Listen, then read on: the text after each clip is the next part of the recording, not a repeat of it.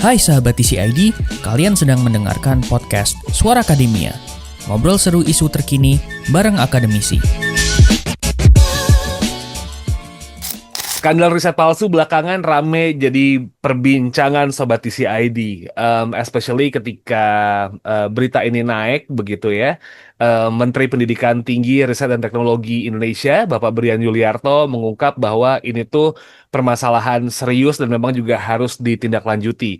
Bahkan selama proses investigasi yang udah berjalan dari beberapa hari yang lalu gitu, Kemendikbudristek juga melakukan koordinasi dengan beberapa pihak, salah satunya adalah kampus Universitas Negeri Yogyakarta, karena Hmm. pelaku riset palsu ini tuh diduga merupakan alumni dari UNY begitu. Statementnya UNY Hmm. adalah namanya memang ada di direktori kami, tapi kita harus coba cek dulu apakah beliau yang bersangkutan memang em, pelakunya atau sebenarnya namanya doang yang mirip begitu Sobat ICID.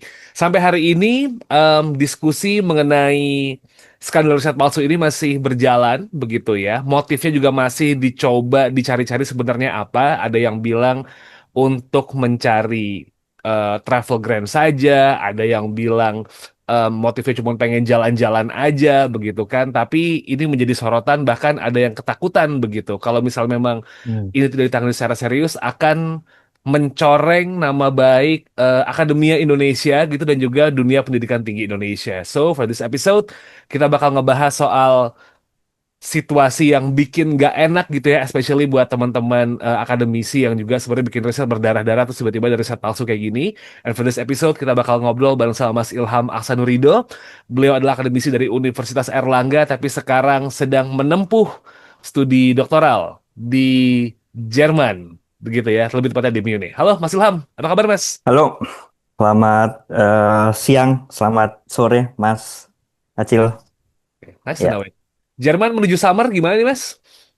Em, ya udah mulai ini ya, suhunya udah mulai naik. Terus kemudian ya masih sering hujan gitu. Tapi secara umum ini adalah waktu yang baik untuk beraktivitas di luar gitu.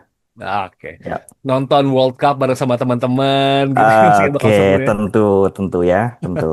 Ya, Karena hype dan soal tunggu. bola di sana tinggi banget, Ya, tapi hype soal skandal riset palsu di Indonesia juga nggak kalah rame nih hmm, Mas Ilham. Karena ada oke, sejumlah peneliti Indonesia yang tersangkut skandal begitu di International Conference Society of Pneumonia and Pneumococcal Disease. Nih, itu beritanya Hmm. lumayan rame banget.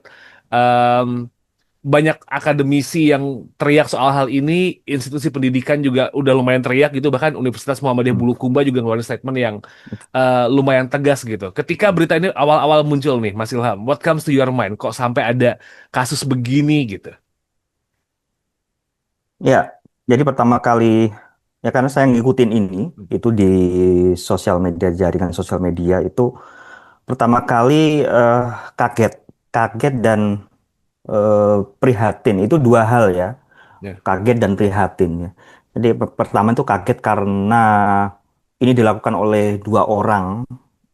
Saya menyebutnya apa ya, alumni ya, alumni atau eh, boleh dibilang ada satu orang yang mahasiswa gitu. Hmm.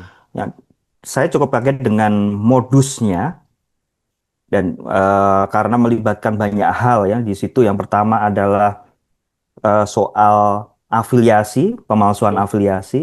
Terus yang kedua adalah pemalsuan riset dengan diduga menggunakan melibatkan AI generatif. Terus kemudian, nah yang lebih lebih ini lebih membuat kaget lagi adalah soal lokasi konferensinya yang itu mencakup beberapa negara ya. Mereka melakukan ternyata nggak hanya di satu tempat gitu. Nah, itu yang pertama. Terus yang kedua adalah keprihatinan karena memang eh, lingkungan akademia di Indonesia itu kondisinya sekarang lagi memprihatinkan karena banyak hal terkait dengan kebijakan riset kita yang masih terus harus diupayakan untuk Ya. bergeser, tidak memberikan apa insentif pada hitung-hitungan performatif saja, misalkan Ya. citasi dan yang lain-lain, tapi juga kapasitas pendanaan riset kita juga terbatas. Betul. Nah, ini yang kemudian memicu banyak spekulasi terkait dengan dua orang ini tuh sebetulnya apakah hanya melakukan kesalahan ini karena tujuan berburu travel grant atau motif yang lain. Nah, itu yang kemudian memicu perdebatan termasuk di sini ya Ya. beberapa orang yang di sini di beberapa akademisi yang berdiaspora itu bagaimana nih dua orang ini yang sebetulnya dia tidak terdaftar atau terafiliasi dengan institusi riset atau universitas, ya, tapi dia bisa melakukan modus seperti itu, gitu. Ini yang kadang kita pikir cukup nekat, tapi saya nggak tahu motifnya apakah nanti bisa lebih dalam dari sekedar perburuan travel grant dan apa ya kalau dibilang anak sekarang mencari validasi. Hmm. Nah, validasi gitu. Apakah seperti itu? Itu sih, Mas Tapi ada dua Acil. hal yang menarik nih Mas Ilham. Hmm, Kalau misalnya aku coba lihat gitu ya. Yang pertama hmm, adalah soal um, peer review gitu. Karena kan kalau hmm, buat masuk ke international conference pasti juga bakal ada hmm, review kenapa bisa tembus. Yang hmm, kedua adalah penggunaan AI nih. Nah, hmm, kita hmm, bahas soal yang review akhirnya supaya akhirnya riset ini tembus gitu Mas. Karena um, omongan di publik itu adalah yang hmm, sering keluar. Kok bisa gitu konferensi internasional hmm. kecolongan dan meloloskan riset Ya, fiktif. Nah, menurut Mas Ilham, hmm, karena ada sistem reviewnya yang masih banyak celah atau hmm, pelakunya nih yang tahu kalau misalnya ini nggak bakal dicek-cek amat nih gitu hmm, soal hmm, hmm, atribusinya dari mana gitu. Terus juga hmm, risetnya hmm, karena jauh dari negara penyelenggaranya, hmm, hmm. kayaknya kalau diakal-akalin juga mereka nggak bakal tahu. Yang penting kelihatannya wah gitu. Gimana kalau Mas Ilham melihatnya ini, Mas? Ya, jadi begini, Mas Acil, tiap bidang ilmu itu punya eh, tata cara atau kalau kita pakai bahasa bahasa yang sederhana itu adalah masing-masing ilmu itu punya langgam, Hmm. langgam atau tata cara masing-masing. Nah, kalau dilihat dua orang ini itu mayoritas di bidang kedokteran kan mereka. Ya, Nah, saya nggak tahu secara persis bagaimana aturan main konferensi internasional di bidang kedokteran, tapi secara umum bisa saya sampaikan bahwa sebetulnya yang sering tidak tidak difahami oleh kebanyakan orang adalah konferensi dan jurnal ilmiah ini dua dua apa ya dua medium yang berbeda. oke. Konferensi ini sebetulnya ditujukan untuk sarana kalau kita dulu di kuliahan atau sekolah itu kan ajang reuni ya. Di Ya, situ saling bertukar informasi, mengupdate keilmuan. Lebih banyak saranya untuk updating keilmuan itu. Nah, dengan cara apa? Dengan cara diskusi, dialog di situ, kemudian membangun jaringan begitu. Lebih ke upaya itu. Nah, yang seringkali itu eh, agak berbeda difahami oleh mayoritas rekan-rekan di Indonesia adalah bahwa konferensi internasional ini prosesnya disamakan dengan proses peer review di jurnal oke. yang cukup ketat. Ya.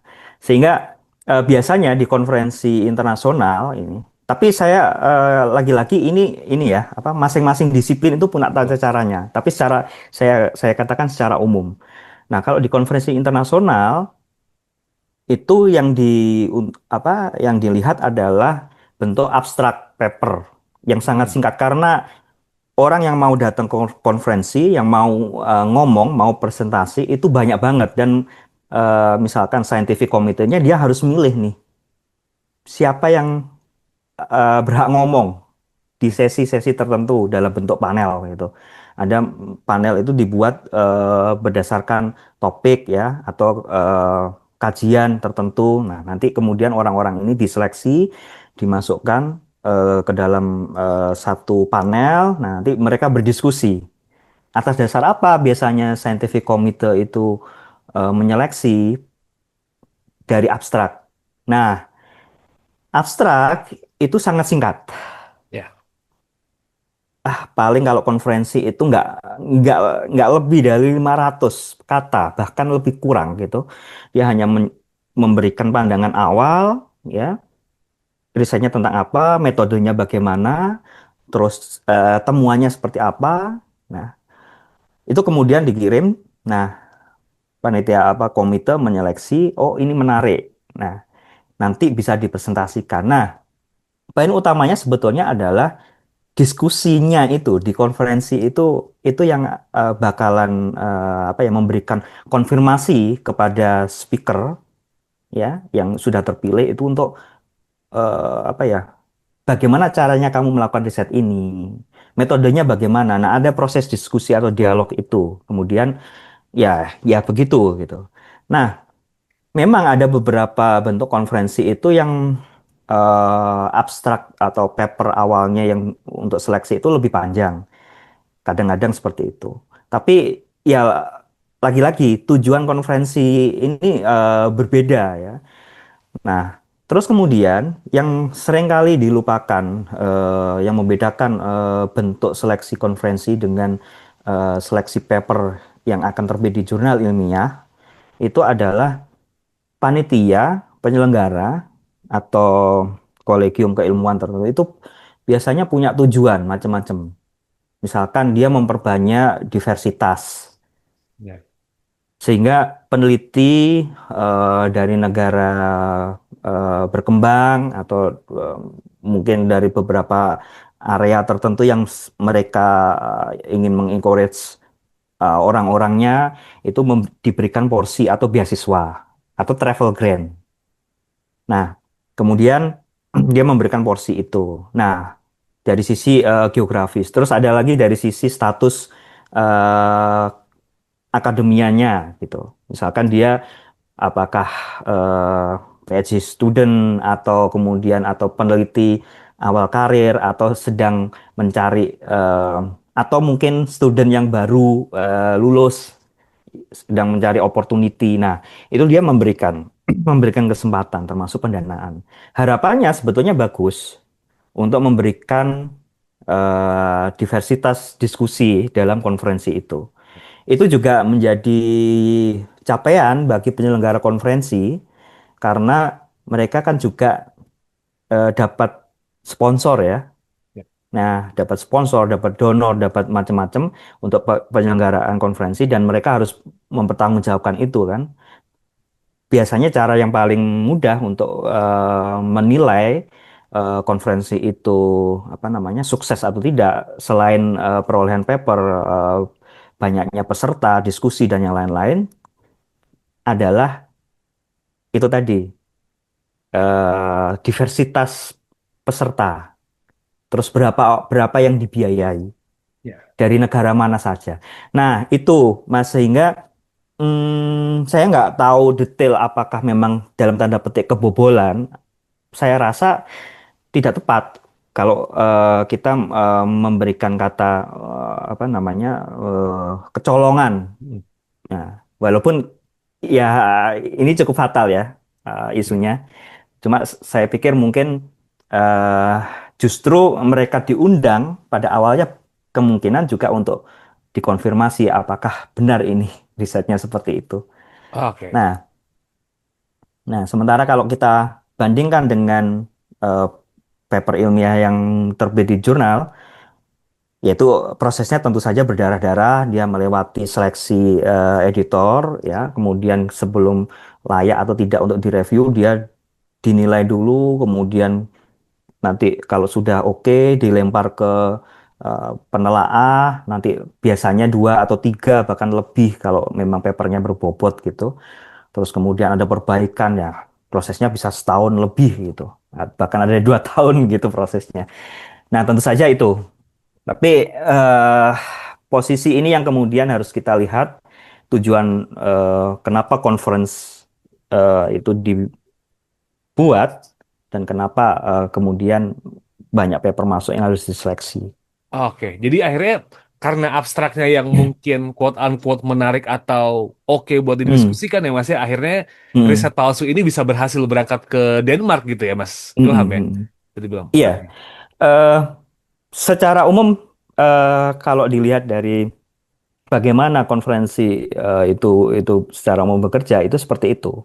Tapi lagi-lagi nggak semua konferensi tentu saja, masing-masing konferensi punya eh, tata cara masing-masing dan ya per disiplin ilmu sangat inilah sangat berbeda-beda gitu, sangat kompleks aturannya. Oke.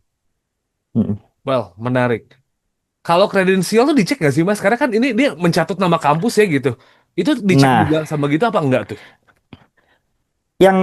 justru di sini yang saya apa ya berikan tanda tanya besar adalah soal ini, apa soal afiliasi Hmm. sama credentialing itu. Biasanya eh, orang itu melihat atau penelaah konferensi itu melihat itu adalah ini dari universitas mana, lembaganya mana. Biasanya dia mengecek itu. Karena Oh. ya ini agak subjektif memang ya. Di lingkungan akademia memang masih ada lah subjektivitas. Itu dia melihat itu. Misalkan kalau saya sebagai penelaah atau scientific committee-nya, saya akan melihat itu. Ini benar nggak? Karena beberapa abstrak termasuk risetnya, mereka itu sangat sangat apa ya nggak masuk akal. Bagaimana misalkan di sebuah negara yang kita tahu kapasitas pendanaan risetnya itu sangat terbatas, dia bisa melakukan riset dengan riset Alzheimer misalkan, Ya. dengan apa namanya banyak banyak partisipan misalkan. Itu beberapa papernya gitu, paper paper salah satu dari satu orangnya. Terus kemudian pembiayaan risetnya bagaimana untuk lembaga yang mungkin universitas masih kecil gitu. Ya.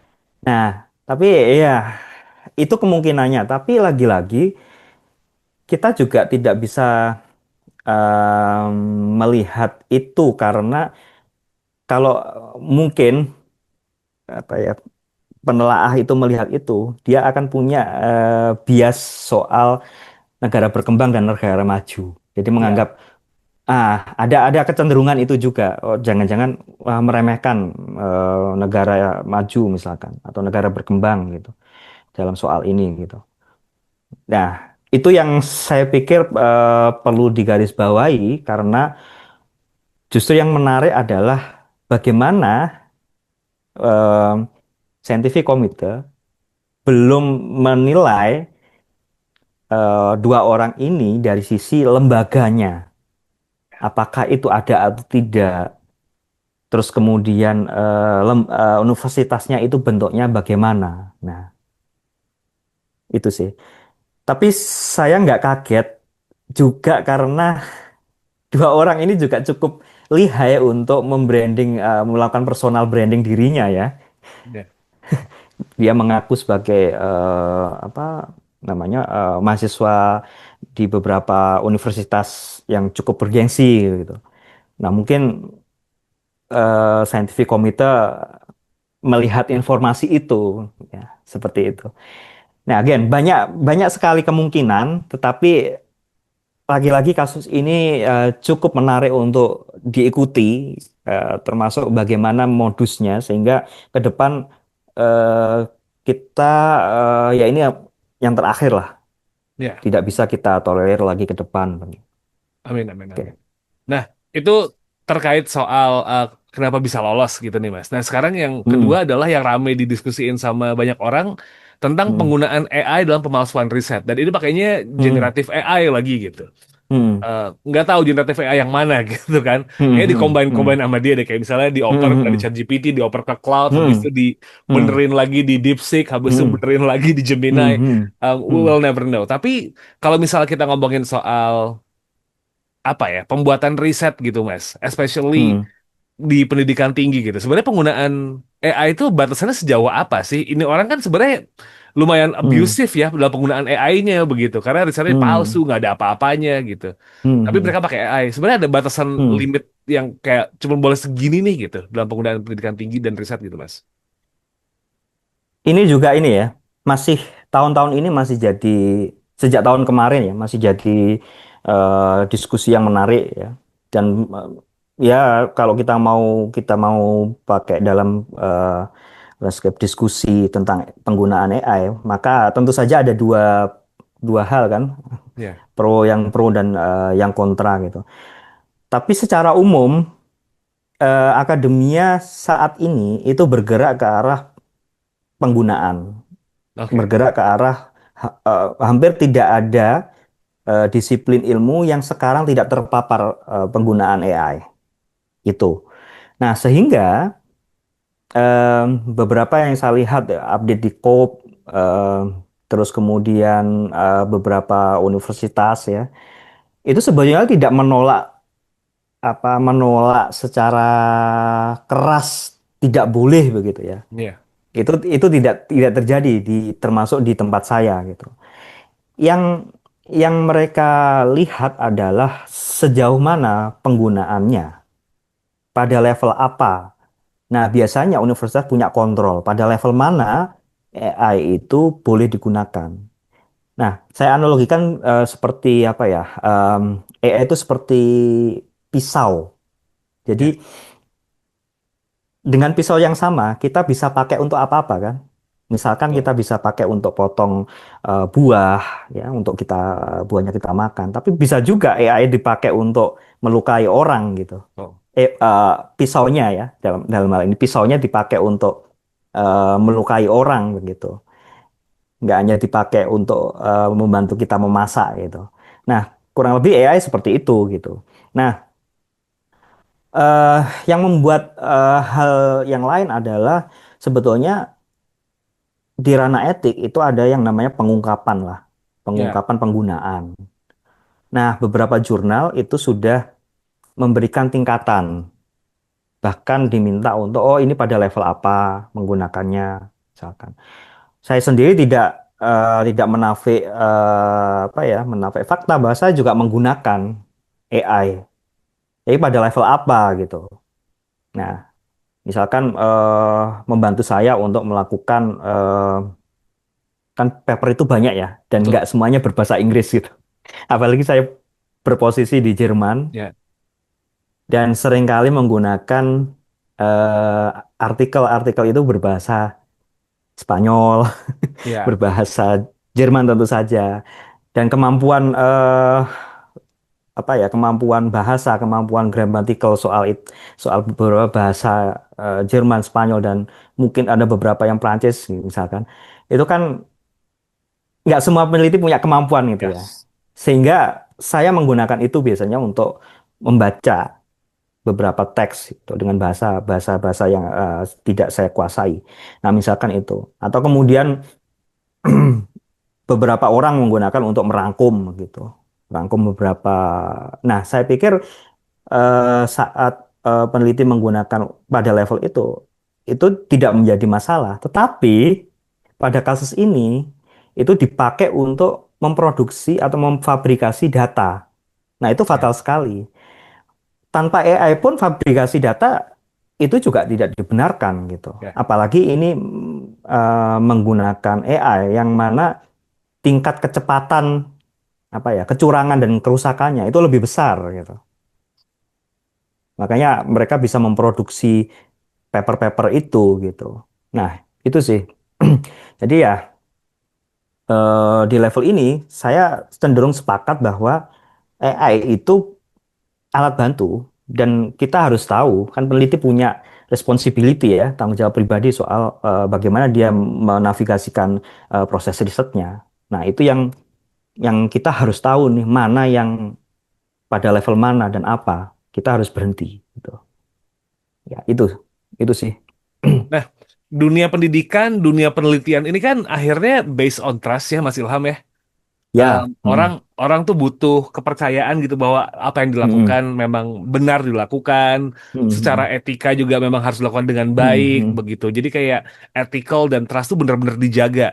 Dengan mm, terjadinya kasus ini nih, Mas. mm, Mas Ilham melihatnya bakal ngebuat pihak internasional bakal curiga sama kualitas mm, paper orang-orang Indonesia nggak ya, Mas ya? mm, Karena mm.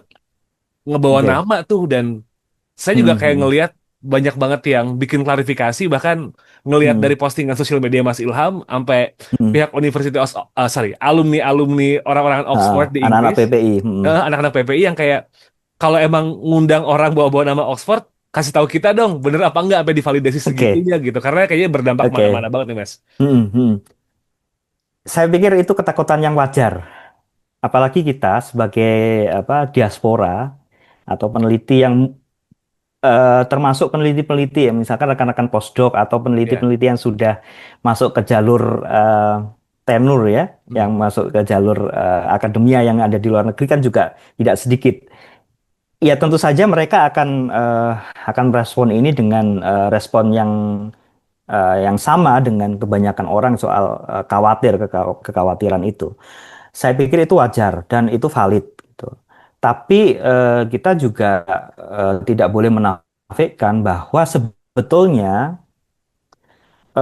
problem soal kecurangan riset ya, akademik publikasi ilmiah itu secara global itu juga apa ya namanya lebih besar ya skalanya itu juga dinilai dari beberapa hal. Salah satunya adalah tingkat kerusakannya kan, ya, tingkat kerusakannya. Terus kemudian berapa banyaknya nih apa kasus-kasus yang serupa. Nah, saya pikir itu juga kita harus adil melihat ini gitu, sehingga eh, tidak terlalu khawatir bahwa teman-teman yang ada di sini yang melakukan riset dengan baik dan benar begitu bakalan akan apa ya akan dicap sama buruknya dengan eh, Prihantini dan ini Rifandi gitu. Nah, saya pikir saya pikir itu tidak perlu apa ya merasa takut walaupun beberapa hari terakhir saya mulai agak wah beberapa media ya, internasional sudah mulai notice dengan isu ini gitu. Termasuk yang terakhir misalkan The Straits Times terus ya, kemudian di repost sama Retraction Watch gitu. Dan saya pikir oke, sebetulnya ini skalanya tidak begitu besar dalam artian secara global ya, karena mereka belum punya dampak. mhm, Artinya riset-risetnya juga berada di lingkaran yang cukup spesifik di konferensi ya, dan itu bukan publikasi eh, di jurnal-jurnal ya, walaupun abstrak papernya terbit di salah satu jurnal yang cukup bergengsi, tetapi itu berupa abstrak paper ya, ya, yang tingkat hierarki buktinya dia istilahnya layer yang paling rendah lah. hmm, Biasanya itu nggak dipakai proceeding dari atau hasil-hasil abstrak dari conference. Yang dipakai tentu saja yang eh, paper-paper yang dari apa ya, yang peer review ya, ya, sampai dengan risetnya juga. Nah, sehingga skala ini saya pikir dampaknya oke, ini kasus baru dan perlu diberikan perhatian, tetapi dampaknya sejauh mana, nah perlu kita ikutin, tapi tidak perlu takut gitu. Karena ada beberapa riset yang lebih membuat apa ya, membuat malu banyak orang. Misalkan kayak dulu riset pemalsuan data sel punca gitu, yang ya, sempat dipublikasikan di jurnal yang sangat bergengsi, yang di jurnal Science gitu. Itu akhirnya membuat publik Korea Selatan waktu itu geger gitu, karena ini peneliti dari Korea gitu. Nah, kemudian ada beberapa yang peneliti di bidang psikologi sosial gitu. Dia memalsu datanya gitu dan kemudian dipakai untuk riset dan dibagikan ke mahasiswanya dan koleganya gitu. Dia membuat data besarnya gitu. Itu itu cukup geger juga waktu itu di Belanda gitu. Nah, saya pikir tetap perlu kita pantau, kita cari motifnya. Tetapi ketakutan itu tidak perlu terlalu gitu ya, terlalu berlebihan gitu. Saya pikir seperti itu respon positifnya. Oke, tapi kalau misalnya kita akhirnya coba nge-wrap up gini nih Mas, dan ditarik kesimpulan.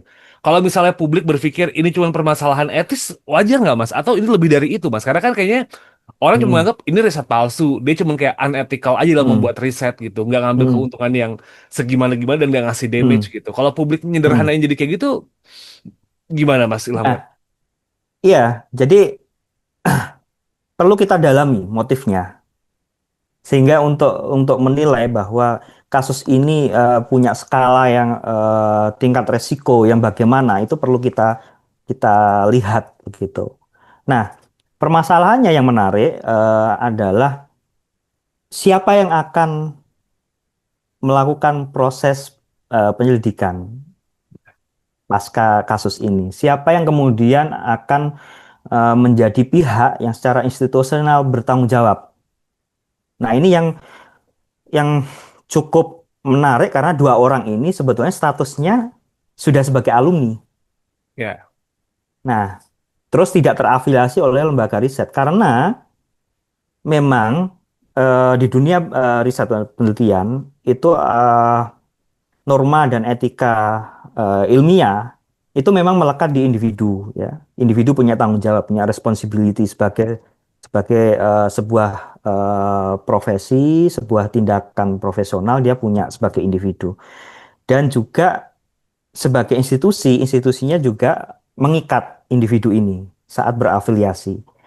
Nah, bagaimana nih sekarang dua orang ini sebagai istilahnya kalau di bahasa ini tuh Ronin, ya, sebagai peneliti Ronin. Nah, apakah produk hukum kita sudah mengikat itu? Karena di misalkan di Undang-Undang Nomor 11 ya tahun 2019 tentang Sisnas Iptek, Sistem Nasional Ilmu Pengetahuan dan Teknologi, itu memang aktor riset itu memang luas, Mas Acil. ya. Jadi sampai dengan level individu juga termasuk perseorangan itu juga terikat oleh proses penyelenggaraan riset. Tetapi bagaimana istilahnya operasionalisasinya saat individu ini masuk ke dalam apa ya kasus-kasus etika dan yang lain-lain. Nah, itu perlu dicek lagi nanti ya. Ya, karena ya dua orang ini juga tidak melakukan clearance etik, tidak Mhm. mendapatkan clearance etik di yang saya tahu misalnya di BRIN atau di beberapa universitas saat melakukan penelitian kan. Nah, jadi memang tidak terikat nih. Nah, tetapi ada satu celah sebetulnya adalah eh, praktek keduanya yang dilakukan oleh keduanya ini apakah dia merugikan orang lain, merugikan entitas yang lain. Nah, saya pikir poinnya di situ. Kalau misalkan iya, ya maka bisa dikenakan hukum positif begitu ya. Ya, Mungkin misalkan Universitas Muhammadiyah Bulukumba kemarin melakukan somasi, sehingga mungkin dua orang itu akhirnya meminta maaf dan mengklarifikasi. Nah, tinggal diikutin saja apakah mereka benar akan melakukan penarikan abstraknya atau membuat apa namanya mengirimi surat scientific committee penyelenggara untuk kemudian diberikan pernyataan atau bagaimana. Nah, ini yang perlu kita ikutin gitu. Mungkin di conversation bisa nanti memantau begitu cara perkembangan kasus ini. oke. Nah, ini kan juga menarik perhatian Kemenristek Dikti ya Mas ya, Kemendikbudristek Hmm, gitu. Sepertinya Pak Brian juga lumayan serius di hal ini. Nah, hmm, apa yang bisa dilakukan sama pemerintah dan juga mungkin perguruan tinggi yang namanya dicatut nih Mas untuk hmm, menelisik kasus ini? Karena kan biasanya pemerintah pasti for sure mereka bakal ngerespons gitu. hmm. Tapi untuk benar-benar kayak bisa menelusuri dan menyelesaikan masalah ini tuh apa yang bisa dilakukan dan perlukah effort sebesar itu untuk mengembalikan trust nih Mas? Pemerintah yang kayak benar-benar kayak kita harus mengembalikan trust di mata internasional gitu. Hmm, Perlu segitunya nggak hmm. effortnya Mas? Kalau itu dipandang perlu, ya di tengah kita tahu ya, The Conversation juga pernah membuat banyak liputan, termasuk melakukan beberapa investigasi gabungan ya.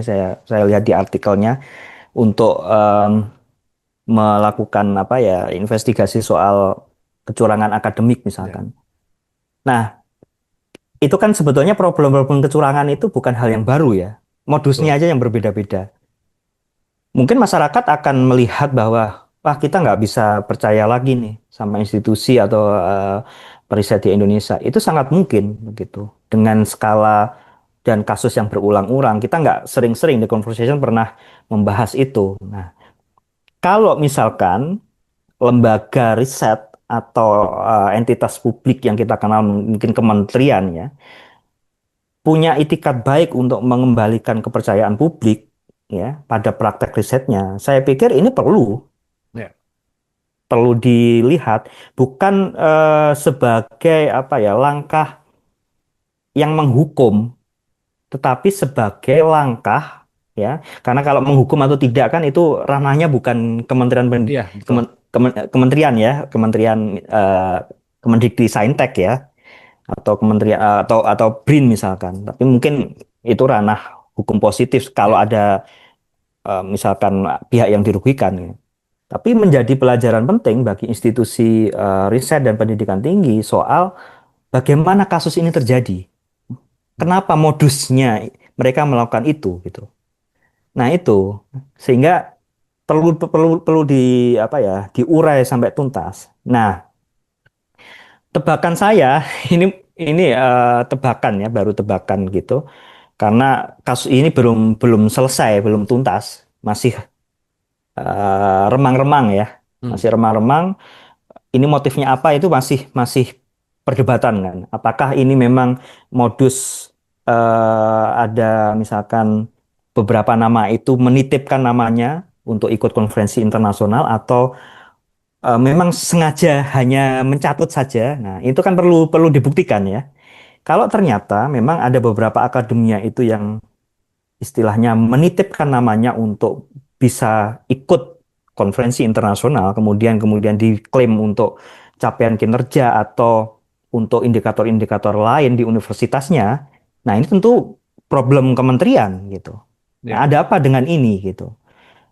Nah, kalau ternyata itu benar ya tadi apa pernyataan saya, berarti kita harus mulai berpikir soal sistem yang seperti apa yang bisa membuat akademia ini itu menitipkan namanya untuk diikutkan di paper abstrak ya, kemudian diikutkan di konferensi internasional. ya, Nah, jadi eh, sistem yang bagaimana gitu. Nah, karena ya Mas Azul mungkin tahu sendiri, rekan-rekan di conversation tahu sendiri bagaimana nih sistem insentif kita soal publikasi ilmiah, terus kemudian investasi terhadap budaya riset kita. Itu bagaimana? Itu kan terlihat jelas ya bahwa tidak apa memberikan insentif positif bagi orang-orang yang apa ya, yang membangun karirnya dengan benar ya, terus kemudian melakukan riset dengan benar gitu ya.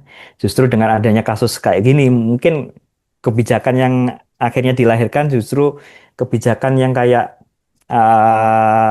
apa ya dinamakan dengan inilah efek chilling ya. hmm, Jadi untuk mendinginkan kasus ini gitu, biar nggak merembet gitu, aturannya diperketat gitu. ya, Padahal yang baik-baik sebetulnya tidak berpengaruh gitu. Akhirnya gara-gara aturannya diperketat gitu, mungkin proposal riset dan yang lain diperketat gitu, yang baik-baik ini akhirnya terdampak gitu. ya. Nah, itu yang sering sering kali terjadi ya. So, Oke. root cause-nya harus dicari Mas Ilham ya. Kenapa nih dua orang sampai Ya, buat kayak gitu? Baru ya, kita mikir pemerintah harus ngapain, bukan langsung bikin hmm, aturan baru gitu ya, Mas ya? iya, ya tentu saja. Root cause kita kementerian harus punya itu ya, berpikir dengan cara itu. Kalau mau benar-benar ingin mencari ya penyebabnya. Saya pikir di banyak kasus ya, problem individu itu pasti selalu ada. Jadi pendekatan moral peneliti di level individu itu juga perlu terkait dengan etika moral sebagai peneliti itu juga perlu. Tapi yang lebih penting dari itu adalah kita harus bertanya nih, sistem yang seperti apa yang melahirkan orang-orang yang seperti ini, gitu, orang-orang yang curang, gitu. Apakah mereka bekerja di bawah tekanan, gitu, atau tekanan sistem, atau memang sistem itu membuat celah bagi para pelanggar untuk melompat karirnya atau untuk divalidasi oleh publik. Nah, atau untuk divalidasi bahkan oleh institusi, karena ada beberapa salah satu di antara dua dua orang orang ini itu pernah juga eh, di ini ya, namanya di apa, dipublikasikan di BRIN begitu Iya, sebagai apa, peneliti muda yang inilah ya, cukup cukup produktif misalkan. Nah, itu kan eh sebuah tamparan buruk kan. betul. Jangan sampai lembaga atau perguruan tinggi di Indonesia atau lembaga riset itu mau enaknya saja. Kalau sudah ada yang sukses atau apa mau, tapi begitu ada kasus ini sengaja ditutup gitu. Hmm, Nah, itu poinnya. oke. Menarik. Tapi nih Mas, menarik tadi kan soal Al juga ngebahas chilling effect yang tiba-tiba akhirnya Mm-mm. regulasinya di tweak gitu ya, Mm-mm. dibikin lebih ketat gitu, akhirnya Mm-mm. riset susah masuk. Mm-mm. Dengan sistem yang sekarang aja kayaknya beban makin susah gitu buat orang Mm-mm. ngelakuin riset. Kalau dengan chilling Mm-mm. effect ini justru malah nurunin produktivitas nggak sih Mas? Gini ya, kalaupun aturan nanti yang diperketat ya, praktek ini sebenarnya nggak apa ya, nggak satu dua kali dilakukan. Kementerian kan selalu menggunakan cara-cara yang sama begitu. Kalau ada satu yang melanggar, yang lain kena hukuman. Hukuman dalam Ya, rangka kebijakannya diperketat. Tapi kan tetap pelanggaran itu tetap terjadi. oke. Karena ya para orang yang udah terdesak ya secara sistem untuk dalam tanda petik memproduksi sebanyak-banyaknya nih paper dan yang lain-lain, dan mengikuti konferensi gitu. Kalau enggak nanti mungkin insentifnya atau tunjangannya nggak turun begitu. Ya mereka pasti akan mencari cara, mencari celah gitu. Pasti akan ketemu celahnya gitu. Ya namanya pelanggar ya, pasti akan ketemu celahnya. Nah, yang harus diperhatikan adalah sebetulnya adalah tata kelola secara eh, kebijakannya bagaimana, cara Hmm, makronya ini bagaimana gitu. Itu karena pelanggaran itu kan tidak terjadi karena perilaku individu saja, karena betul. motif individu saja, tetapi ada peluang kebijakan, peluang struktur yang kemudian membuat orang-orang ini dengan mudah untuk apa ya, melakukan tindakan itu gitu. Oke, jadi kita nggak bisa ngelihat ini jadi permasalahan yang simpel memang orang ini culas aja ya Mas ya, tapi kayak what's Mm-mm. behind that tuh perlu banget kita cari Iya, supaya akhirnya iya. ke apa ya perbaikan di dunia pendidikan Mm-mm. tinggi jadi lebih baik gitu ya Mas Ilham ya. Iya, karena percuma kalau kita menghakimi satu dua orang itu dengan sendirinya kok nanti mungkin kalau nggak viral lagi udah selesai tuh, Ya, mungkin akan dilupakan juga begitu. Tapi bagaimana tuh ke depan, apa yang perlu dilakukan agar kasus Briantini dan Rivaldi ini tidak terulang lagi begitu. Nah, tentu ya cara yang paling mudah ya dengan sistem, mhm. membuat sistem yang sustain lah untuk ini. Oke, pembahasan ini menarik. Isunya masih berjalan sebenarnya, investigasi juga masih Hmm, berjalan gitu. Tapi mungkin Mas Ilham, waktu kita yang udah mau mepet buat diskusi kali ini, mungkin ada yang oke. terlewat, Mas Ilham yang pengen disampaikan terkait kasus ini atau mungkin ada yang belum sempat disampaikan gitu. Monggo. Iya, jadi gini, satu yang paling penting adalah kasus seperti ini akan bakalan terjadi eh, kalau memang institusi terus lembaga riset itu hanya menyerahkan urusan etika dan norma penelitian itu pada individu. Ya, Sementara secara sistem dia masih membuka peluang itu, dia masih mendorong orang untuk melakukan praktek-praktek performatif, ya, termasuk praktek-praktek memperbanyak kuantitas, ya. Kalau itu masih masih menjadi dasar kebijakan riset kita, ya sampai kapanpun anjuran untuk menjadi peneliti yang baik, ya pada individu-individu ini untuk tidak melanggar secara etika yang sifatnya moralis, itu tidak akan dapat mencegah perilaku kecurangan akademik, kecurangan ilmiah begitu. Jadi it's not as simple as ini hanya permasalahan Ya, etik gitu ya, tapi sistem yang ya, lebih besar juga harus diperhatikan supaya harus dilihat betul. eh, paling nggak direvisit gitu. Yang sekarang tuh sebenarnya apakah cuman bagus Hmm, untuk perkara administratif atau tapi melupakan hal yang etis tuh perlu diperhatiin lagi. hmm, So, thank ya, you so much Mas hmm. Ilham buat ngobrol kali Oke, ini. Lancar-lancar di semoga Jerman. membantu. Ya, Sangat seru sama-sama. obrolannya. Ditunggu kalau Ya, pulang ke ya. Indonesia, jersey-nya Frankfurt oke. Mas Ilham. Oke, boleh. Bisa Frankfurt. Oke. Oke. Ya nanti lah kita Nah, omongin soal kita perjersian ngobrol ya, nanti aja soal jersey-jersinya. So, dan juga soal Liverpool. betul. Oke, Musim depan bakal seru. So, sama oke, DCID, thank you ya. so much for listening this episode. Kalau misalnya emang suka sama konten ini, jangan lupa buat subscribe Suara Akademia di Spotify dan juga Apple Podcast. Subscribe YouTube channel kami juga di Conversation Indonesia buat ngikutin berbagai konten The Conversation Indonesia di kanal-kanal kami di YouTube dan juga sosial media. Jangan lupa di follow juga. Saya Muhammad Syarif signing out. I'll see you next episode Sobat DCID. Have a nice day and wassalamualaikum. Suara Akademia, ngobrol seru isu terkini bareng akademisi.